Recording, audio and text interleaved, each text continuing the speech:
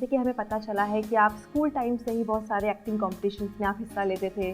आपने दिल्ली में थिएटर भी किया है, एफटीआईआई से आपने शिक्षा प्राप्त की है। तो मतलब कह सकते हैं कि बचपन से ही आपको एक्टिंग का शौक था।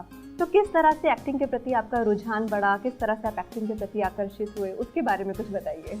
क्या है कि मैंने ज़िंदगी में इत्तेफाक से कुछ और सोचा ही नहीं कि मैं कुछ और बनूं।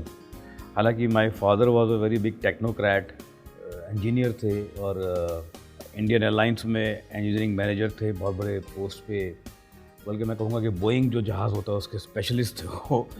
तो लेकिन उन्होंने कोशिश की, लेकिन उनकी सब कोशिशें नाकाम हो गई मेरे सामने, क्योंकि मैंने अपने ज़िंदगी में कुछ और मकसद ऐसा कुछ रखा ही नहीं, कि कुछ और ऐसा फोकस रखा ही नहीं कि मैं कुछ और बनना चाहता हूँ। एक दो बार कोशिश की कि चलो मैं माइनिंग इंजीनियर बन जाता हूँ, उसका एग्ज़ाम भी दिया मैंने, आईआईटी में उसका एग्ज़ाम था। तो जब मेरे फादर ने कहा भी थोड़ी तैयारी तो कर लो, तुम एग्ज़ाम इसकी दे रहे हो, इतना बड़ा एग्ज़ाम दे रहे हो, तुम माइनिंग इंजीनियर बनना चाहते हो। मैंने कहा जी ये दे तो रहा हूँ, लेकिन मेरा मन नहीं है। तो मुझे अभी भी याद है, जब मैं एग्ज़ाम देने गया तो उसमें करीब 3 घंटे का पेपर था और 13 सवाल थे, और हर सवाल के ABC 3 भाग थे।